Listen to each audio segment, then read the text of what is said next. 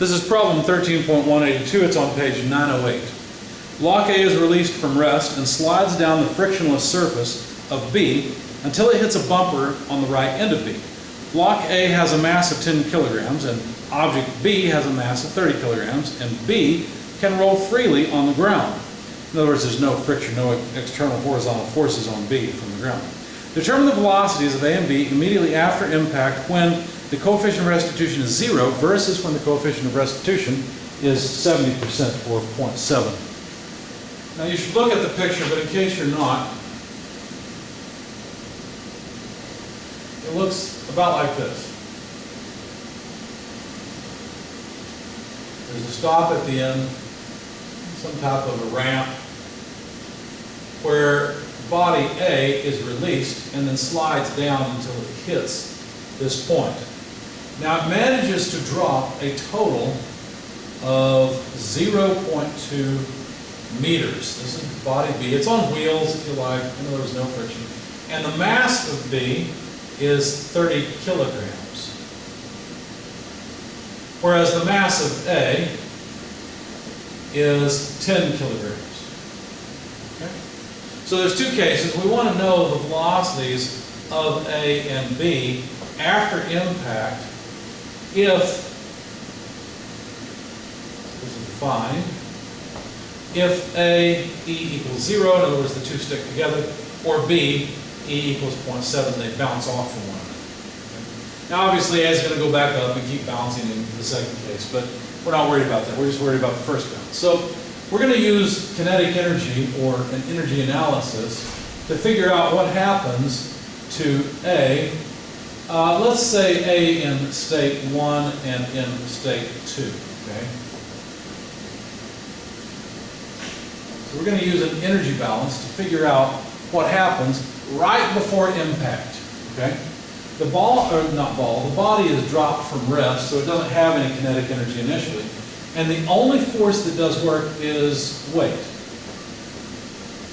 So the box, I'll call it a box. The box then, or body A, sorry, not the cart. Body A will have some velocity when it strikes B, or strikes the stop on B. Now, obviously, the weight is the mass of A times G, so the mass cancels across the equation. We'll find V2 equals, well, let's see, we have what? Negative 2G delta Y, and then take the square root.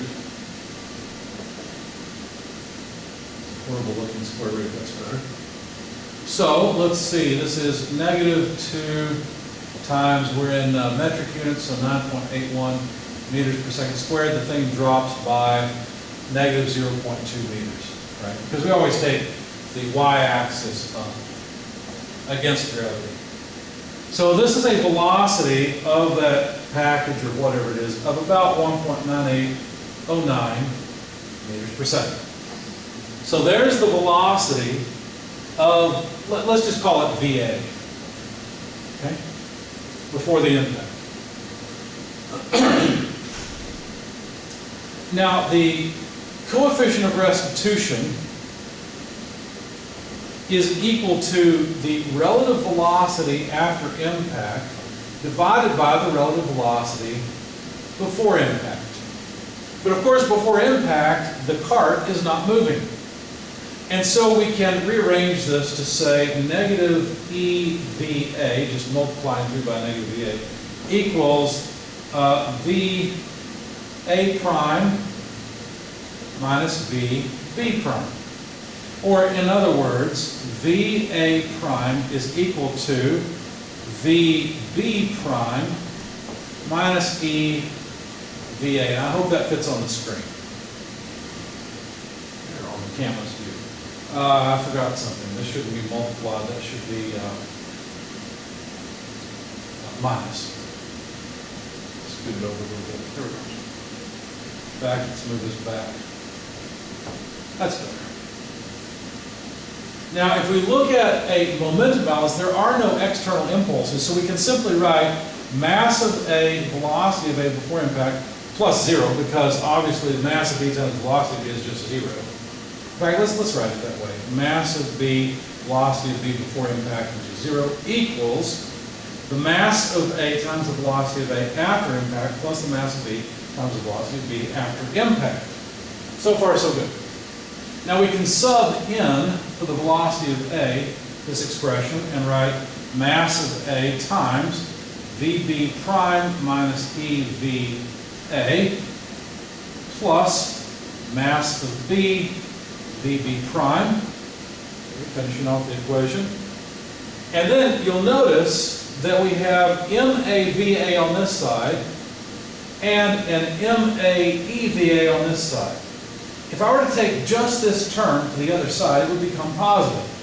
So I'd have the mass of A times the velocity of A. Let's see, when I take this to the other side, I'd have plus mass of A times E, velocity of A after impact. No, not after impact, pardon me, that's before. So we've taken care of, let's see, what all have we taken care of? We've taken care of this term, and that term. And now, of course, I don't care about the intermediate, it's still true, but that was just for substitution. And then on the right-hand side, we'd be left with MAVB prime plus MBVB prime, but that's just MA plus MB VB prime. So to calculate the velocity of the cart after the impact, we would simply take mass of A times, well, velocity of A initial, times 1 plus E, factoring out MAVA, all divided by MA plus MB. Okay? So, plugging in some numbers, well, it depends, right? If we have E equals 0, in fact, we're done with all this, so let's continue with our analysis above. So if we have coefficient of restitution equals 0, the equation should still work. VB prime should be equal to MA over MA plus MB, that's this first bit, times VA times 1, right?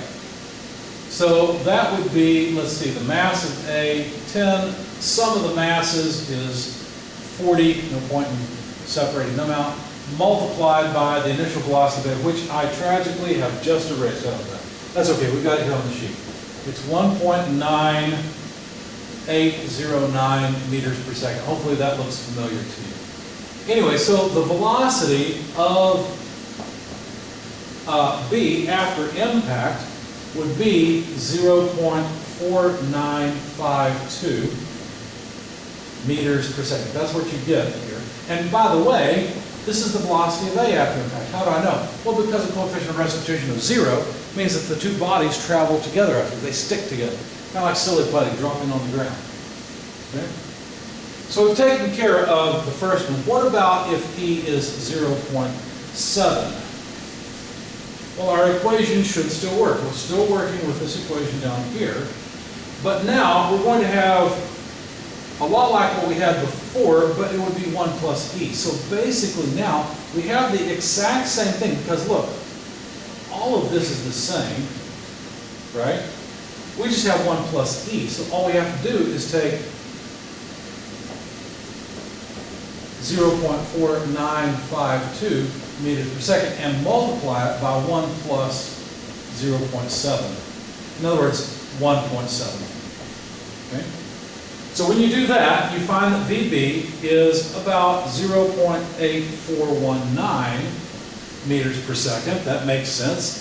If body A bounces off, then it makes sense that B would be moving faster to the right.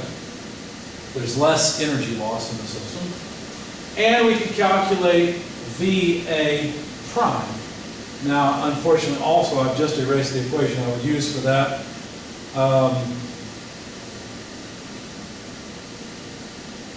But VA prime I had written was VB prime minus EVA initial. So VB prime 0.8419 meters per second minus 0.7 times VA. Well, VA, the velocity before impact, was 1.9809 meters per second.